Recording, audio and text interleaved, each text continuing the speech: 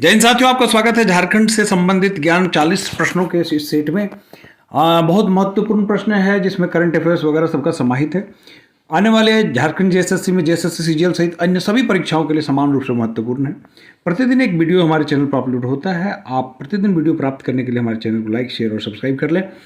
तो शुरुआत करते हैं। पहला जो प्रश्न है आपके स्क्रीन पर कि हुंड्रू जलप्रपात से कौन सी नदी गिरती है। ध्यान दीजिएगा कि स्वर्णरेखा नदी झारखंड की दूसरी सबसे ऊंची हुंड्रू जलप्रपात स्वर्णरेखा नदी पर स्थित है, जिसकी ऊंचाई 320 फीट है और यह रांची के सड़क मार्ग से लगभग 45 किलोमीटर दूरी पर स्थित है। आगे बढ़ते हैं। अगला प्रश्न आपके स्क्रीन पर है कि बोकारो स्टील प्लांट किस वर्ष स्थापित किया गया था। तो बोकारो स्टील प्लांट जो है 1964 में स्थापित किया गया था। इसके बारे में हम लोग जानते हैं कि भारत के सबसे बड़े लौह steel plant Bokaro steel plant की स्थापना तृतीय पंचवर्षीय योजना के दौरान हुई थी। ध्यान रखिएगा, बड़ा महत्वपूर्ण पॉइंट है कि किस पंचवर्षीय योजना के दौरान हुई थी। तृतीय पंचवर्षीय योजना के दौरान हुई थी 1964 में। और यह रूस, सोवियत संघ उस समय जो था, रूस के सहयोग से बनाई गई थी। आगे बढ़ते हैं कि झारखंड में निम्नलिखित में से कौन सा संरक्षित स्थान सबसे बड़ा है। तो पलामू, ध्यान रखिएगा। इसकी व्याख्या जरा हम लोग समझते हैं कि 1976 में स्थापित पलामू अभयारण्य झारखंड का सबसे बड़ा संरक्षित स्थान है। इसका क्षेत्रफल 794.33 वर्ग किलोमीटर है। यह लातेहार जिले में स्थित है। ध्यान रखिएगा, एक प्रश्न से तीन प्रश्न बन रहे हैं, चार प्रश्न बन रहे हैं, इसलिए बिल्कुल स्किप नहीं करना है। देखिए, अगला प्रश्न है कि इनमें से कौन सा झारखंड का प्रमुख औद्योगिक क्षेत्र सरकार द्वारा वर्गीकृत नहीं है। तो इसका आंसर है जमशेदपुर औद्योगिक क्षेत्र विकास प्राधिकरण, जमशेदपुर। जी हाँ, इसका कारण क्या है कि झारखंड में 4 औद्योगिक क्षेत्र विकास प्राधिकरण कार्यरत हैं। आदित्यपुर औद्योगिक क्षेत्र विकास प्राधिकार AIADA, बोकारो औद्योगिक क्षेत्र विकास प्राधिकार BIADA बियाडा, रांची औद्योगिक क्षेत्र विकास प्राधिकार RIADA और संथाल परगना औद्योगिक क्षेत्र विकास प्राधिकार SPIADA। ध्यान रखिएगा, ये झारखंड में 4 औद्योगिक क्षेत्र विकास प्राधिकार हैं। अगला प्रश्न है कि झारखंड के निम्नलिखित में से किन जिलों में कौन सा लौह अयस्क भंडार का स्रोत है। जरा देखिएगा, तो पश्चिमी सिंहभूम जो है, यहाँ लौह अयस्क का भंडार है। यहाँ सर्वाधिक हेमेटाइट कोटि का लौह अयस्क पाया जाता है। यह स्थित नोवामुंडी की खान एशिया की सबसे बड़ी लौह की खान है। ध्यान रखेंगे, लौह अयस्क के उत्पादन की दृष्टि से झारखंड का भारत में दूसरा स्थान भी है। ध्यान रखिएगा। अगला प्रश्न है कि हजारीबाग में आमतौर पर किस प्रकार की मिट्टी पाई जाती है। तो हजारीबाग में रेतीली मिट्टी पाई जाती है। ध्यान दीजिएगा कि रेतीली मिट्टी पाई जाती है। यह मिट्टी मोटे अनाजों की खेती के लिए उपयुक्त होती है। ध्यान रखिएगा, झारखंड की सर्वाधिक लाल मिट्टी पाई जाती है। झारखंड में सर्वाधिक लाल मिट्टी भी पाई जाती है। एक और प्रश्न हो गया। तो मैं कह रहा था कि प्रत्येक प्रश्न के साथ जो बन सकता है वो 3-3, 4-4 प्रश्न एक पॉइंट से बन रहा है, इसलिए स्किप ना करें, एक प्रश्न को गौर से देखें। निम्नलिखित में से सरायकेला रियासत का आखिरी शासक कौन है। तो सरायकेला रियासत का आखिरी राजा कौन थे, ये भी प्रश्न बनता है। H राजा आदित्य प्रताप सिंह देव थे और सरायकेला रियासत की स्थापना 1620 ईस्वी में विक्रम सिंह प्रथम ने की थी। ध्यान रखिएगा। आगे बढ़ते हैं कि टाना भगत आंदोलन से जुड़े नेता का नाम क्या है। ध्यान रखेंगे, टाना भगत आंदोलन से जुड़े नेता का क्या नाम है। तो टाना भगत जो आंदोलन, जतरा भगत नाम था उनका। ध्यान रखिएगा कि टाना भगत आंदोलन की शुरुआत 1914 में जतरा भगत के द्वारा शुरू की गई थी। यह मूलतः धार्मिक एवं राजनीतिक आंदोलन था। इसकी शुरुआत चिंगरी, नावाटोली, गुमला से हुई थी। ध्यान रखेंगे। अगला प्रश्न है 1931-1932 में कोल आंदोलन शुरू किया गया था। जी हाँ, इसका आंसर जो है बुधू भगत। ठीक है, इसकी व्याख्या समझते हैं कि 1931-32 का कोल आंदोलन बुधू भगत द्वारा शुरू किया गया था। बुधू भगत सिल्ली के रहने वाले थे। कोल विद्रोह का मुख्य कारण भूमि संबंधी असंतोष था। ध्यान रखिए, यह भी एक प्रश्न पूछता है कि कोल विद्रोह का मुख्य कारण क्या था। तो भूमि संबंधी असंतोष था। और सिंदराय, बिंद्राय तथा सुरगा कोल विद्रोह के अन्य प्रमुख नेता थे। ध्यान रखेंगे। अगला प्रश्न है कि छोटनागपुर उन्नति समाज की स्थापना कब हुई थी। तो इसकी 1915 में हुई थी। ये कैसे हुई थी में पाल दयाल ठेबले उरांव और बंदीराम एवं जुएल लकड़ा के द्वारा की गई थी। यह झारखंड की प्रथम अंतर्जातीय आदिवासी संगठन थी। इसके द्वारा मुंडारी, कुड़ुक, हिंदी एवं अंग्रेजी में आदिवासी नामक पत्रिका प्रकाशन 1915 में शुरू किया गया था। अगला प्रश्न है आपके स्क्रीन पर कि निम्नलिखित में से कौन सा झारखंड के स्वतंत्र सेनानी नहीं थे। ध्यान रखिएगा कि यह बिस्माल खान जो थे इसमें नहीं थे, क्योंकि बिरसा मुंडा, धनंजय महतो एवं कानू मुर्मू झारखंड के स्वतंत्रता सेनानी थे। झारखंड के अन्य प्रमुख स्वतंत्रता सेनानियों का नाम भी समझ लीजिए: तिलका मांझी, बुद्धू भगत, सिद्धू कानू, तेलगा खड़िया, ठाकुर विश्वनाथ साहदेव, पांडे गणपत राय, टिकैत उमराव सिंह थे, शेख भिखारी थे, नीलांबर पीताम्बर थे, गया मुंडा थे, जतरा भगत थे, रामनारायण सिंह थे, सरस्वती देवी भी थी प्रमुख रूप से, कृष्ण वल्लभ सहाय और विनोदानंद झा थे। बहुत से ऐसे लोग थे, लेकिन यहाँ बिस्मिल्लाह खान जो ये अनसुटेड नहीं है। अगला प्रश्न जो है आपके स्क्रीन पर जरा देखेंगे, गौर फरमाएंगे कि 28 अगस्त 1942 को ब्रिटिश पुलिस द्वारा गोली से उड़ा दी गई बिरंजी संथाल परगना के किस नेता की पत्नी थी। जरा देखिएगा, यह इसका जो हरिहर मिर्धा, ध्यान रखेंगे, भारत छोड़ो आंदोलन के दौरान 28 अगस्त 1942 को ब्रिटिश पुलिस के द्वारा गोली से उड़ा दी गई बिरंजी संथाल परगना के नेता हरिहर मिर्धा की पत्नी थी। अगला प्रश्न है कि जामताड़ा के किस नेता ने रक्त, आंसू और अन्य विज्ञापनों के माध्यम से स्वतंत्रता आंदोलन को जीवित रखा था।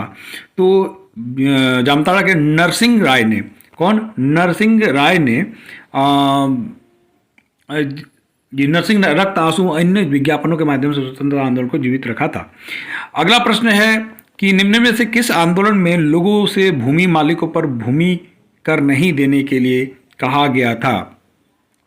तो खरवार आंदोलन। ध्यान रखिएगा कि खरवार आंदोलन के दौरान कहा गया कि इसकी शुरुआत 1874 में भागीरथ मांझी के नेतृत्व में हुई थी। ये भी देखिए एक प्रश्न बन गया।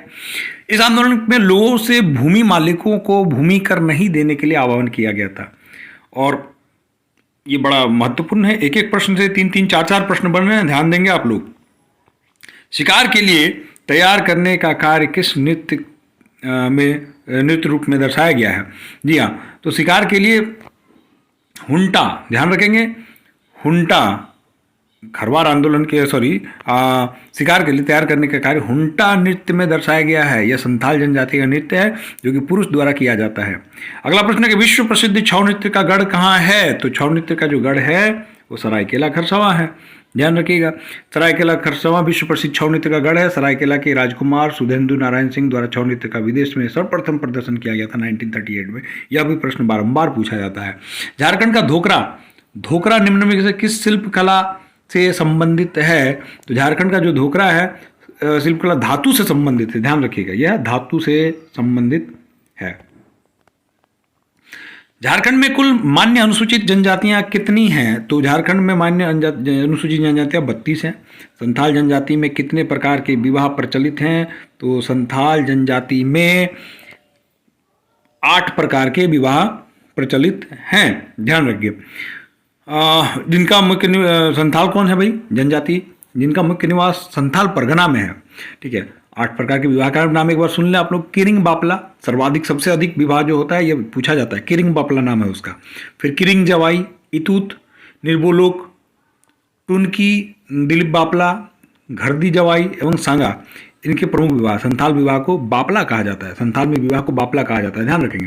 निम्न में से किस जनजाति के 4 गांव को पंचायत को चट्टी, 5 गांव को पंचायत और पचोरा और 7 गांव को पंचायत या सतोरा कहा जाता है। ध्यान दीजिए, ये बहुत इंपॉर्टेंट है। ये खरवार जाति जो है ना, झारखंड की सर्वाधिक युद्धक जनजाति। ये भी एक प्रश्न इससे बन जाता है कि झारखंड की सबसे युद्ध करने वाली युद्धक जनजाति कौन है। खरवार। सत्य हेतु अपना सब कुछ बलिदान करने हेतु प्रसिद्ध है। खरवारों की पंचायत की को बैठकी कहा जाता है और रिजले ने रोहतास खरवारों का मूल स्थान माना है। ध्यान दीजिएगा। अगला प्रश्न है कि निम्न में से किसे नृत्य को नीर सुसंको कहा जाता है। निम्न किस नृत्य को नीर सुसंको कहा जाता है। तो इसमें देखिए कि यह जदुर नृत्य जो है, ठीक है, ध्यान दीजिएगा कि जदुर एक सामूहिक नृत्य है, इसे नीर सुसंको कहा जाता है। यह उरांव जनजाति का प्रमुख नृत्य है। आगे बढ़ते हैं कि अगला प्रश्न है कि नटुआ किस प्रकार का नृत्य है। तो नटुआ जो है पुरुष प्रधान नृत्य है। बार बार यह सवाल पूछा जाता है। इसमें पुरुषों द्वारा स्त्री वेश धारण करके नृत्य किया जाता है। अगला प्रश्न है कि जट जाटिन तथा भकुली बंका लोक नाट्य का आयोजन किस माह में किया जाता है? तो इसका सावन और कार्तिक माह में किया जाता है। अगले प्रश्न की ओर चलते हैं। तो अगला प्रश्न आपके स्क्रीन पर है कि श्रावणी मेला, तपोवन मेला, बुढ़ई मेला, पथरोड़ मेला, भवकुदहा मेला एवं दोमुहान मेला का आयोजन कहाँ किया जाता है? देखिए, एक चीज और ध्यान रखेंगे कि ये जैसे यहाँ पे श्रावण, तपोवन, बुढ़ई, पथरोड़, भवकुदहा मेला, दोमुहान, इस तरह से 6 जो 5 मेलाओं का जिक्र किया गया, इसको सेपरेटली भी पूछा जा सकता है। तो ये सारे मेलाओं का जो आयोजन होता है यह देवघर में होता है, ध्यान रखिएगा। अब देखिए, मंडा पर्व कब मनाया जाता है भाई? मंडा पर्व कब मनाया जाता है? बड़ा महत्वपूर्ण प्रश्न है कि मंडा पर वैशाख माह की अक्षय तृतीया को मंडा पर्व मनाया जाता है। जनजातीय भाषा के संबंध में कौन सा कथन सत्य है, जरा देख लेंगे। तो जनजातीय भाषा के ये में हिंदी, खोटा, नागपुरी, कुड़माली, पंचपरगनिया आदि इंडो आर्यन भाषा के परिवार में आती है, ध्यान रखिएगा। इसे सदानी भाषा भी कहते हैं। झारखंड में हिंदी बोलने वाले की संख्या सर्वाधिक है, दूसरे नंबर पर संथाली एवं तीसरे नंबर पर बांग्ला भाषा है। तो ध्यान रखिएगा, ये सारे सही उपयुक्त हैं, ध्यान दीजिएगा। आगे बढ़ते हैं कि जनजातीय साहित्य में सर्वाधिक प्रचलन है किस चीज का भाई? तो जनजातीय में सबसे अधिक जो प्रचलन है लोक कथाओं का प्रचलन है। जी हाँ, निम्नलिखित में से किसी मुंडारी भाषा एवं साहित्य की विश्वकोश माना जाता है तो यह जो है इंसाइक्लोपीडिया मुंडारिका को माना जाता है। पुराणों के मुताबिक झारखंड का कौन सा मंदिर अंतिम संस्कार के लिए उपयुक्त जगह माना गया है? तो पुराणों के मुताबिक देवघर स्थित झारखंड का बैद्यनाथ मंदिर अंतिम संस्कार के लिए उपयुक्त माना गया है। नागर शैली से निर्मित इस मंदिर का निर्माण गिद्धौर वंश के शासक पूरनमल के द्वारा करवाया गया था। जी हाँ, ध्यान रखिएगा। इसमें फिर 2-3 प्रश्न बन गए, ये बड़ा इंपॉर्टेंट है। झारखंड के किस शहर में हुड़को झील स्थित है? तो झारखंड के जमशेदपुर शहर में हुड़को झील स्थित है। देवघर से शिव मंदिर का निर्माण किस शासक द्वारा कराया गया था? ध्यान रखिएगा, तो ये पूरनमल के द्वारा किया गया था। झारखंड सरकार द्वारा प्रारंभ की गई सार्वजनिक पेंशन योजना के लाभार्थी कौन हो सकते हैं? तो इसके जो है उपयुक्त सभी इसमें क्या है कि 60 वर्ष से उससे अधिक उम्र हो, 18 वर्ष या उससे अधिक उम्र की निराश्रित महिला हो, 5 वर्ष से अधिक उम्र के दिव्यांग तथा HIV एड्स पीड़ित हों, ये सभी पेंशन के लिए योग्यता रखते हैं। अगले प्रश्न की ओर हम लोग आगे बढ़ते हैं कि दीनदयाल स्वावलंबन योजना के तहत झारखंड में किस जिले को पायलट जिला के रूप में चुना गया था? तो खूंटी जिला को पायलट जिला के रूप में चुना गया था। दीनदयाल योजना राज्य सरकार द्वारा स्टार्टअप ऋण पर सब्सिडी के रूप में वित्तीय सहायता प्रदान करने के लिए है। योजना का उद्देश्य क्या है? बेरोजगार युवाओं को उद्यमिता की स्थापना के लिए कम लागत वाली पूंजी के लिए प्रोत्साहित करना। अगला प्रश्न आपके इसमें सोना सोबरन योजना के संबंध में कौन सा कथन सत्य है? जरा ध्यान दीजिएगा। इसमें सभी कथन सत्य हैं। इस योजना के अंतर्गत 10 रुपये में धोती, लुंगी, साड़ी दिया जाएगा। इस योजना का लाभ वर्ष में 2 बार गरीबी रेखा से नीचे सभी परिवारों को दिया जाएगा। इस योजना को सुचारू रूप से चलाने के लिए 200 करोड़ रुपए की व्यवस्था की गई है। उपयुक्त सभी इसके आंसर हैं। उस स्टेडियम का नाम बताएंगे जो house of Jharkhand cricket team है। ध्यान रखिएगा, house of Jharkhand cricket team है। स्टेडियम का नाम क्या है? तो JSC इंटरनेशनल स्टेडियम परिसर रांची। जहाँ भारतीय स्वाधीनता संग्राम के पहले विद्रोही शहीद कौन थे? तो इसका आंसर होगा तिलका मांझी। देखिए, ध्यान दीजिएगा तिलका मांझी के बारे में कि जबरा पहाड़िया के नाम से विख्यात तिलका मांझी, उनका दूसरा नाम जबरा पहाड़िया, जन्म 11 फरवरी 1750 में तिलकपुर गांव में संथाल परिवार में हुआ था। इनके पिता का नाम सुंदरा मुर्मू था, ये भी पूछा जाता है। इन्होंने तिलका के आंदोलन का नेतृत्व किया था, ये भी पूछा जाता है। इनके विद्रोह का मुख्य केंद्र चरिजोर भागलपुर था। इन्होंने 1785 में भागलपुर में फांसी दे दिया गया था। अगला प्रश्न है कि मुंडा विद्रोह का दूसरा अग्रणी नेता कौन था? तो इनका जो अग्रणी नेता था गया मुंडा था। और इससे संबंधित ये जान लीजिए कि तजना नदी के तट पर स्थित एटकडी गांव के निवासी एवं बिरसा मुंडा के सेना नायक गया मुंडा विद्रोह के दूसरे अग्रणी नेता थे। अगले प्रश्न की झारखंड बजट 2023-24 के संदर्भ में एक सही कथन चुने। तो इसके सही संदर्भ में सही कथन यह है कि 3 मार्च 2023 को वित्त मंत्री रामेश्वर उरांव ने पेश किया। इस वर्ष कुल 1,16,418 करोड़ रुपए का बजट पेश किया गया। ठीक है, झारखंड सरकार द्वारा इस बजट को हमीन कर बजट नाम दिया गया। ये सभी बातें सही हैं। अगले प्रश्न की ओर चलते हैं कि झारखंड के किस जनजातीय नेता को जन्म दिवस को जनजातीय गौरव दिवस के रूप में मनाया जाता है? तो इसका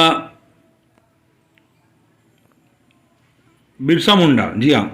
बिरसा मुंडा को के जन्मदिवस को जनजातीय गौरव दिवस के रूप में मनाया जाता है। और इसके बारे में यह है कि बिरसा मुंडा का जन्म हुआ 15 नवंबर 1875 को हुआ था। अगला प्रश्न है कि JSLPS द्वारा कौन सी आदिवासी ज्वेलरी ब्रांड लॉन्च किया गया है? तो इसके द्वारा आदिवा आदिवा आदिवासी ज्वेलरी ब्रांड लॉन्च किया गया था। इसके साथ ही आपके 40 प्रश्नों का यह सत्र समाप्त होता है।